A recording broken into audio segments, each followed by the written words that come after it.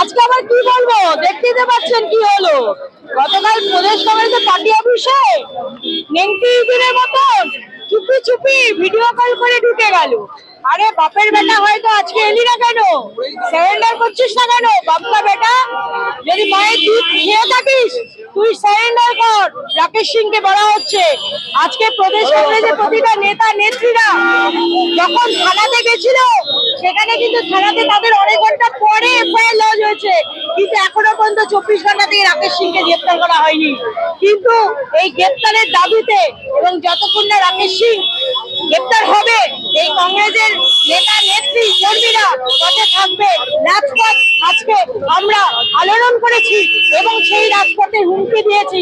রাকেশ সিং কেন, বিজেপি যেই ভোট চোর গদি চোর, সেই ভোট চোর গদি চোর যেই নাটের গুরু, সেই নরেন্দ্র মোদীকে আমরা আবার আগাম দিই যে আপনারা এই নেতা মানে নেতা না, এরা নেতা এবং জাতীয় কংগ্রেসের এরা পোছা আমাদের কাছে, যাকে পাঠিয়ে এইভাবে আমাদের ভাঙচুর করে। আমরা কিন্তু আপনাদের পার্টি অফিস ভাঙচুর করতে যাইনি, কারণ আমরা নৈতিকতার দল, আদর্শের দল। আমরা জানি কিভাবে তার বিচার নিয়ে আসতে হয়, তার জন্য বিচার ধারায় রয়েছি। বিচার ধারার মাধ্যমেই আমরা এই বিচার পাবো এবং যতক্ষণ না ওই নরেন্দ্র মোদীর ওই নেতা অ্যারেস্ট হবে, ততদিন এই আন্দোলন চলবে। পুলিশ ফালি না, পুরো টেনকালি পুলিশ স্টেশন, একটা খুব one of the most vital station. সেখানে পর্যন্ত এই জিনিস ওরা সাথে সাথে আসেনি, অনেকক্ষণ পরে এসছে। তাই জন্য বিজেমূল একসাথে রয়েছে। তাই জন্য কংগ্রেসের নেতা নেত্রীরা ভয় পায় না, কর্মীরা ভয় পায় না, পথে আছে, পথে থাকবে। যারা ফাদার অফ নেশন গান্ধীকে হত্যা করেও ক্ষমা চায়নি, আপনি কি করে আশা করতে পারেন যে তারা হামলা করে, পার্টি অফিসে হামলা করে ক্ষমা চাইবেন? গান্ধীর হত্যাকারীরা গান্ধীর হত্যা করেও বুক চিতিয়ে বলে আমরা গান্ধীর হত্যাকারী, এরা কখনো ক্ষমা চাইবে না। এরা ক্ষমা কার কাছে চাইবে জানেন? ব্রিটিশের কাছে ক্ষমা চাইবে। এদের বাবা সাবর করে ব্রিটিশের কাছে ক্ষমা চেয়েছিলেন। এই ক্ষমা আমরা চাওয়াবো এবং দেশের যে বিচারধারার লোকেদেরকে বলছি, তোমরা সাবধান হয়ে যাও। তোমরা গান্ধীকে মেরেছিলে, ওই যুগের গান্ধীকে, এই যুগের গান্ধী রাহুল গান্ধী, একে মারলে ভারতবর্ষের কংগ্রেসীরা এবং ভারতবর্ষের জনমানুষ তোমাদের দেখিয়ে দেবে যে বর্ষের সন্তানেরা কোথায় যায়। যদি কংগ্রেস গান্ধী বিচারধারা না মানতো, তাহলে লাগাম যদি ধরে না রাখতো, আজকে বিজেপির পার্টি অফিসটা ভেঙে টুকরো হয়ে যেত। কিন্তু আমরা তার না বাড়ি ভেঙেছি, না পার্টি অফিস ভেঙেছি, কারণ আমরা গান্ধীর বিচারধারা, আমরা মহব্বতের দোকান খুলি। রাহুল গান্ধীজির কথায় আমরা ভালোবাসার দোকান খুলেছি, আর আমরা এইভাবেই ভালোবাসা দিয়ে এদের সাথে লড়াই করে আমরা কিন্তু ভারতবর্ষে সরকার গড়ে নরেন্দ্র মোদীকে উৎখাত করে দেখিয়ে দেবো যে গান্ধীর বিচারধারা অলওয়েজ উইন হবে, জিতবে, কারণ সত্য মেবে যাইতে সত্যের সব সময় জয় হবে। বুঝি এত কাছে পুলিশ ফাঁড়ি থাকা সত্ত্বেও এইভাবে ভাঙচুর, মানে তো একটা প্রশ্ন চিহ্ন মমতা ব্যানার্জির কাছে। পুলিশ মন্ত্রী মমতা ব্যানার্জি, ওনাকে এই প্রশ্নটা ওনাকে জিজ্ঞেস করা উচিত। একদিকে উনি বলেন আমি গান্ধীর বিচারধারা মানি, আর একদিকে উনি গোডসের বিচার ধারার লোকেদেরকে প্রোটেকশন দিচ্ছেন। এবং লজ্জার বিষয়, পুলিশকে মেল করে এই গুন্ডাগুলো এসেছিল, পুলিশ কিছু করেনি। এটা মমতা ব্যানার্জিকে ইমিডিয়েট দেখা উচিত। যদি না দেখতে পারেন তাহলে পরে মানুষ বুঝে গেছে এটা তৃণমূল নয়, এটা বিজেমূল। পার্টি অফিসে ভাঙচুর হয়েছে, মানে খুবই দুঃখজনক ঘটনা এবং আকাঙ্ক্ষিত ঘটনা। তার থেকেও বেশি বড় ঘটনা এটা নয় কি যে পার্টি অফিসের ভিতরে মারধর করা হচ্ছে। আমরা দেখলাম বাংলা পক্ষের নেতা গর্গ চ্যাটার্জি এবং কৌশিক মাইতি অভিযোগ করেছেন যে প্রদেশ কংগ্রেসের ভিতরে বসে তাকে মারধর করা হয়েছে এবং হেনস্থা করা হয়েছে। দেখুন, এটার এই প্রশ্নের উত্তর অফিসিয়াল স্পোক পারসন আমাদের কংগ্রেসের অফিসিয়াল হ্যান্ডেল থেকে এর একটা জবাব দেওয়া হয়েছে, সেটা দেখে নেবেন। এবং আমি বলতে চাইছি যে দেখুন, গর্গ চ্যাটার্জি কথাই আপনি বলছেন, আমরা বিভেদের মাঝে দেখো মিলন মহান। জাতীয় কংগ্রেস জাতি বিদ্বেষ, কোনো জাতি ধর্ম বর্ণ বিদ্বেষ করে না, সবাইকে নিয়ে কথা বলে। যদি কাউকে পার্টিকুলারলি কেউ মেরে থাকে, তার বিচার কোর্ট করবে এবং তার আমরা নিন্দা জানাচ্ছি।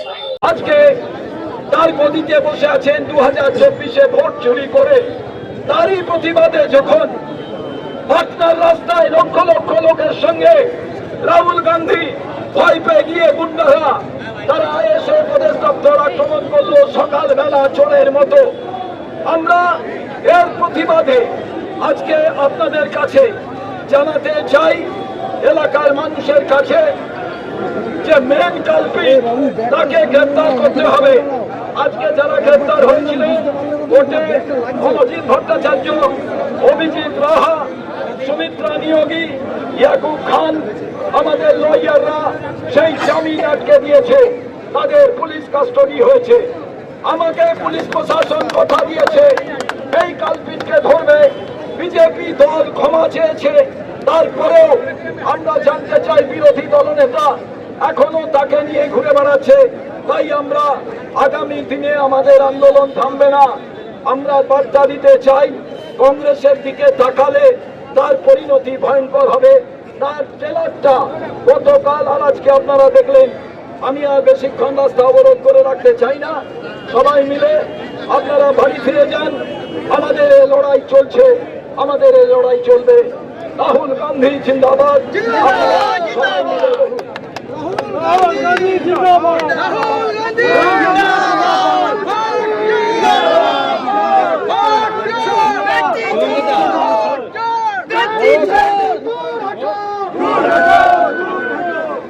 বিজেপি দূর হটো।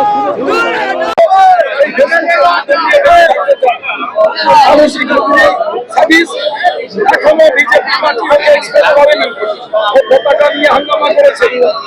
আজকে বিজেপি সভাপতি বলেছে অন্যায়, কিন্তু এখনো এক্সপ্রেস হয়নি। বিরোধী দলের আমরা জানতে চাই কখন ওরা অ্যারেস্ট হবে।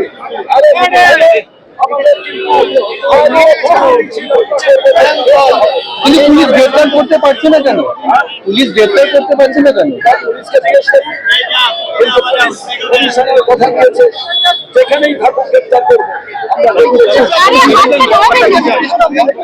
শুভঙ্কর দা বিরোধী দলনেতা তাকে নিয়ে ঘুরছে, আপনি বললেন মানে এটা কেন বলে, মানে বিরোধী আপনি দেখেন তাকে নিয়ে মিটিং করতে, তাহলে বিরোধী দলনেতাকে কেন প্রশ্ন করছেন যে কেন আপনার সঙ্গে যে মিটিং করে সে পার্টি অফিস ভাঙলো, আপনার সভাপতি তার নিন্দা করছে, আর আপনি একটা স্টেটমেন্ট কেন দিতে পারছেন না? আপনি তো বিরোধী নেতৃত্ব পশ্চিমবাংলা মমতা বন্দ্যোপাধ্যায়ের বিপক্ষে, আপনি চুপ কেন? কি কারণে চুপ থাকে? আরে তার কাছে চুপ থাকে, সময় চুপ থাকে, কারণটা কি? এই ঘটনার পর বিজেপির তরফ থেকে এই গুন্ডা, আমি তার নাম নিতে চাই না, হেরোইন কেসে থাকে, মেয়ে কেসে থাকে, তারপরে সে নেতা আজকে আপনাদের এখানে এরকম মিটিং দিদিপুরে আবার প্রাক্তন কংগ্রেস সভাপতি অজিত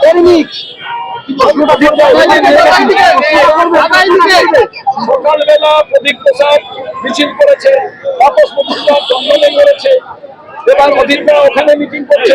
কলকাতা জুড়ে কংগ্রেস অফিসে সারা বাংলা জুড়ে মিটিং করছে।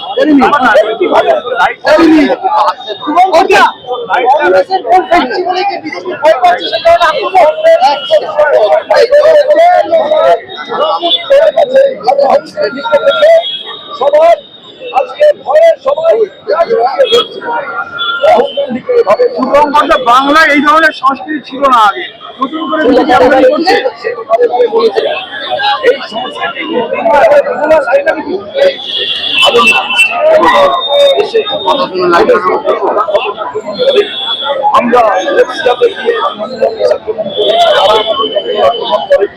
এটাই বাংলার কালচার।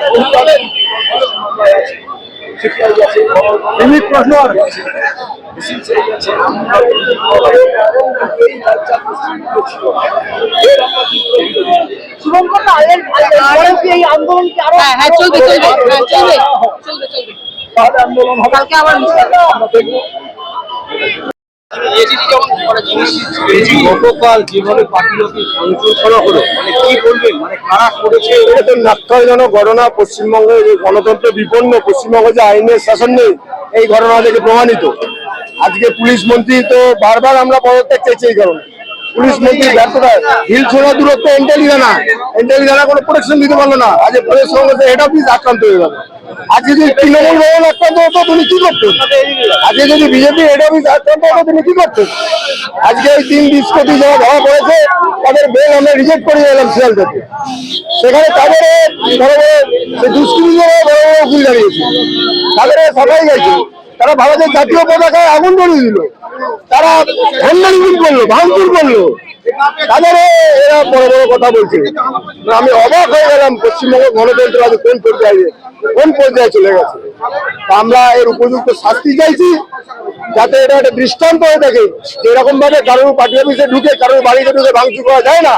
এখানে আইনের শাসন আছে, সেইটা প্রমাণ করার দায়িত্ব পুলিশ মন্ত্রী এবং পশ্চিমবঙ্গ সরকারের। তারা ওই প্রকৃত অপরাধী রাকেশ সিংকে অবিলম্বে গ্রেফতার করে দেখাক যে পশ্চিমবঙ্গে গণতন্ত্র আছে, আইনের শাসন আছে। এইটাই আমার বক্তব্য। বিরোধী দলনেতা কিছু বলছে না, বিরোধী দলের সঙ্গে সঙ্গেই তো রাকেশ সিং থাকেন। উনি তো জানেন যে রাকেশ সিং কোথায় লুকিয়ে আছে। ওনার দায়িত্ব তো, উনি তো মুখে বড় বড় নীতির কথা বলেন, ওনার দায়িত্ব আছে রাকেশ সিংকে ধরিয়ে দেওয়া পুলিশের হাতে। যে অন্যায় করেছে সে অন্যায়ের কোনো ক্ষমা হয় না, এটা কোনো ক্ষমার অযোগ্য অন্যায়। একজনের পার্টি অফিসে ঢুকে তার ভাঙচুর করা, এর কোনো ক্ষমা হয় না, শাস্তি একদম প্রাপ্য তার। বিজেপি তো অস্বীকার করছে, কোনো দুষ্কৃতি কিছু করলে সেটা অস্বীকার করে দেয়। এই তো বিজেপি তৃণমূলের এই প্রবণতা, কেউ কোনো দলের কোনো দুষ্কৃতি কোনো অপরাধ করলে আগে শাহজাহান অপরাধ করেছে, শাহজাহানকে তো তারা অস্বীকার করছে, অনুব্রত যখন অপরাধ করেছে অস্বীকার করছে, সবাইকে অস্বীকার করছে। তো তেমনি এটাও অস্বীকার করছে, এটাও অস্বীকার করে দেখাচ্ছে যে আমাদের দলের সিদ্ধান্ত নয়, ব্যক্তিগত সিদ্ধান্ত ভাগাভাগি করেছে। দলের ইন্ধন না থাকলে কেউ এত বড় কাজ করতে পারে? একটা পার্টির রাজ্যের প্রধান কার্যালয় সেখানে গিয়ে ভাঙচুর করে এলো, দলের ইন্ধন নেই, আমরা সেটা মানবো?